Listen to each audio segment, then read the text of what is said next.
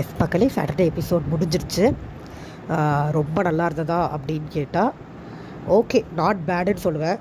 எல்லாமே அட்ரஸ் பண்ணலை, நிறைய முட்டு கொடுத்தாரு. பட் அதையும் மீறி பிரஜினை வேறு வழி இல்லாமல் வச்சு செய்ய வேண்டியதாக போச்சு.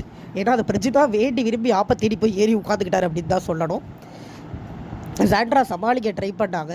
அது கொஞ்சம் அவரும் என்கரேஜ் பண்ண மாதிரி தான் இருந்தது. ஏன்னா அவர் கேம் பிளேன்னு சொன்னதெல்லாம் காரி துப்புற மாதிரி இருந்தது. அது அவர் கேட்கவே இல்லை, எனக்கு ஏன்னு தெரியல.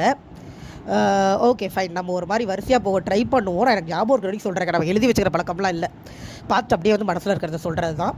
ஸோ சொல்கிறேன், இந்த நைட்டு பால் சண்டையிலேருந்து ஆரம்பிக்குது. அந்த பால் சண்டையில் எனக்கு இருக்கிற ஒரு சிம்பிள் கேள்வியை விஜய் சேதுபதி கேட்கவே இல்லை. பால்ட்டி வேணும்னு சாண்ட்ரா கேட்டப்போ இருக்கிற 2 லிட்டர் பால்லேருந்து அடுத்த நாள் எங்களுக்கு வரப்போகிற பங்குலேருந்து எடுத்து சாண்ட்ராவுக்கு டீ போட்டு கொடுங்கன்னு ஏன் சாண்ட்ராவும் பிரஜினோ சொல்லவே இல்லை அப்படிங்கிறது என்னுடைய கேள்வி. இந்த கேள்வி ஏன் விஜய் சேதுபதிக்கு வரவே இல்லை அப்படின்னு எனக்கு தெரியலை. அந்த ஆர்குமெண்ட். ஆனால் இந்த விஜய் சேதுபதி நடுவில் ஒரு வார்த்தையை விட்டார், உங்களுக்கு உடம்பு சரியில்லை, அது உண்மையோ பொய்யோ நான் உண்மைன்னு எடுத்துக்கிறேன், உட்காருங்க அப்படின்னாரு. ஸோ அவங்க நாடகம் போட்டாங்க அப்படிங்கிறது அவருக்கு தெரிஞ்சிருச்சு. இப்போ அவரோட கம்ப்ளைண்ட் என்ன அப்படின்னா, நீங்கள் நாடகம் போடுங்க, ப்ளே பண்ணுங்கள், என்ன வேணாலும் பண்ணுங்கள், ஆனால் பிக் பாஸ் கிட்ட போய் அதை பண்ணாதீங்க, உங்கள் ஹவுஸ்மேட்ஸோடு அதை வச்சுக்கோங்க அப்படின்னு தான் அவர் சொல்கிறாரு. இப்போ விஜய் சேதுபதி என்ன சொல்ல வர்றாருன்னா, நீங்கள் ஹவுஸ்மேட்ஸை என்ன வேணாலும் பண்ணலாம், பிக் பாஸை மட்டும் மதிச்சா போதும். எனக்கு விஜய் சேதுபதி சொன்ன இந்த பாயிண்ட் கொஞ்சம் கூட பிடிக்கலை. நான் இங்கே சொல்கிறேன், அழுத்தமாக சொல்கிறேன், எனக்கு பிடிக்கல. அதே மாதிரி அவர் என்ன பண்ணார், எல்லா பழியையும் தூக்கி திவ்யா மேலே போட ட்ரை பண்ணுறாரு. சாண்ட்ரா அப்பாவியாம். அங்கே அந்த பிளேவை க்ரியேட் பண்ணதே சாண்ட்ரா தான். திவ்யா ஒரு வேளை உண்மையான தலைவலியில் கூட உட்கார்ந்துருந்துருக்கலாம், அதுவும் கொஷின் மார்க் தான்.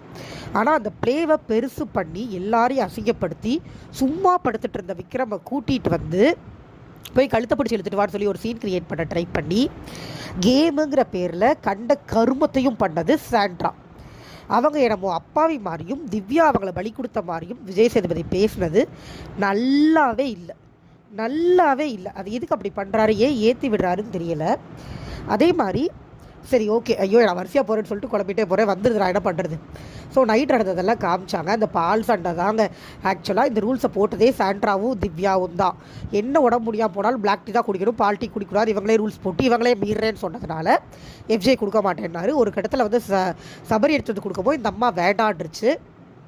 ஜெயிலுக்குள்ளே போகக்கூடாது, இந்த வீட்டில் இருக்கிற ஏதாவது இவங்க பிளானை நான் உங்களுக்கு தெளிவாக சொல்லிடுறேன். சாண்ட்ரா, திவ்யா, பிரஜின் இவங்க பிளான் என்னென்னா, வீட்டில் இருக்கிற யாரோ ஒருத்தரை ப்ரொவோக் பண்ணி ட்ரிகர் பண்ணி எக்ஸ்ட்ரீமாக கத்த வச்சு வெளியில் போக வச்சிடணும். அதாவது ரெட் கார்டு வாங்கிட்டு போக வச்சிடணும். அவங்க டார்கெட் பண்ணது 3 பேர், கனி, விக்கல்,